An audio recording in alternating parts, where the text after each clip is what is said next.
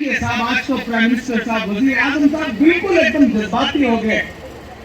मैं बाहर निकला तो मुझसे मीडिया के साथियों ने कहा कि इमरान साहब सब बहुत मुतासिर हैं, आप क्या कहेंगे? मैंने कहा भाई मैं तो शायर हूँ, मैं तो बस ये कहूंगा कि वो तिजारती पहलू निकाल लेता है, वो तिजारती पहलू निकाल लेता है। मैं कुछ कहूँ तो तराजू निकाल लेता है।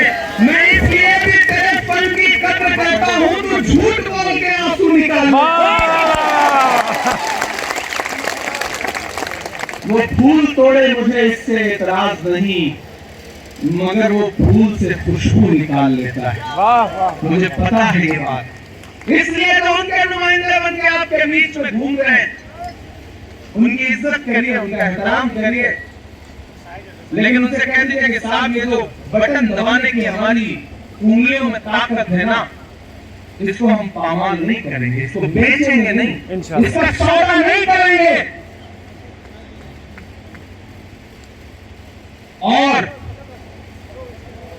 उनको न लेकर के किसी दूसरे जो सीधी लड़ाई को विचारधाराओं के बीच में, एक तरफ नफरत खड़ी है, एक तरफ मोहब्बत खड़ी है। एक तरफ गांधी को मानने वाले खड़े हैं और दूसरी तरफ गोडसे को मानने वाले खड़े हैं।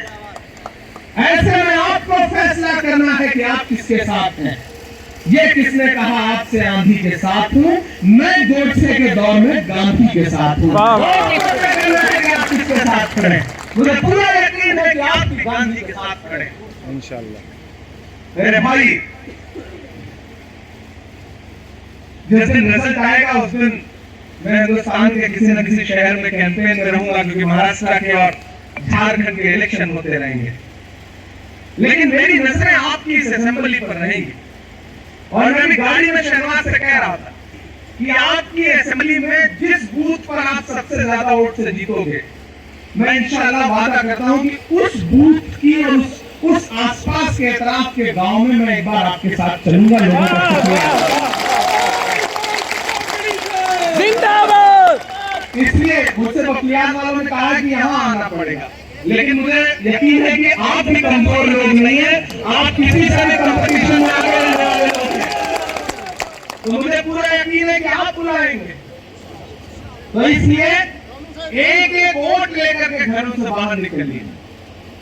आपकी तमाम तारीफों के साथ आपसे एक शिकायत भी है। आप जब सुबह चाय पी रहे होते हैं ना, तो 2 मिनट में हुकूमत बना देते हैं और 2 मिनट में बिगाड़ देते हैं। शाम को जब बिरयानी खा रहे होते हैं तो दिल्ली का तख्ता पलटते हैं और दोपहर में आप अपने सूबे का तख्ता पलटते हैं।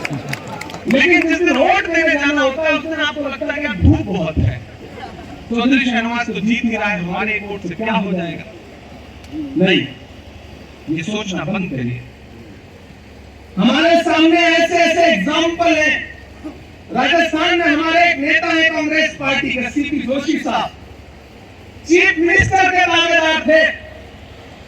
पूरा हिंदुस्तान जानता था, पूरी कांग्रेस जानती थी कि इस बार कांग्रेस की सरकार बनेगी तो सीपी जोशी चीफ मिनिस्टर बने। सिर्फ एक वोट से चुनाव हार गए एमएलए का।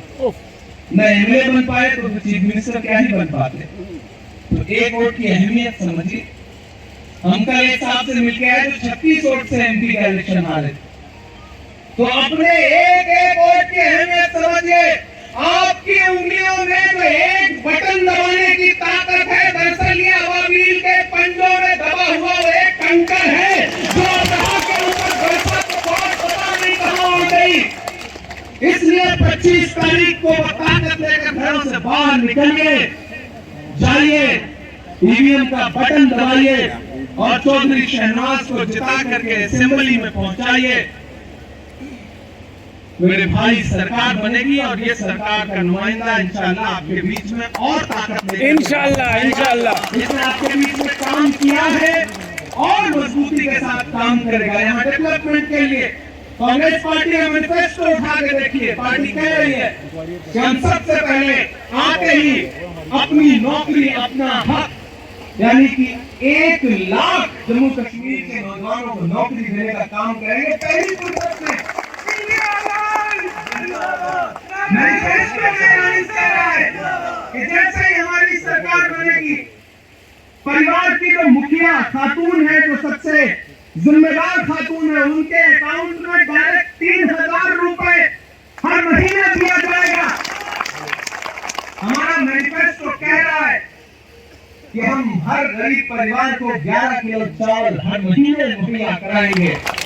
हमारा मैनिफेस्टो कह रहा है कि हॉस्पिटल्स की दिक्कतें हैं, हर डिस्ट्रिक्ट हेडक्वार्टर पे हॉस्पिटल होगा और हर परिवार को 25 लाख रुपए का हेल्थ इंश्योरेंस प्रोवाइड कराएंगे।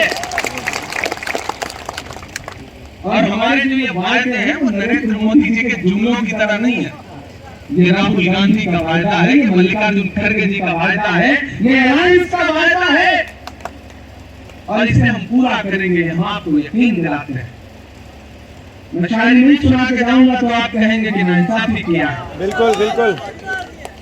मत समझना डराने से डर जाएंगे। वाह वाह वाह,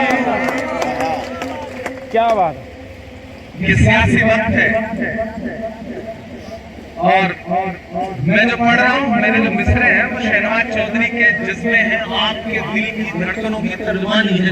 बिल्कुल इंशाल्लाह। ये मत समझना वक्त के हाकिमों बादशाहों, सुनो जुल्म की फौज के सरबराहों, सुनो कातिलों के सभी खैरखाहों, सुनो ऐ सियासत के मंग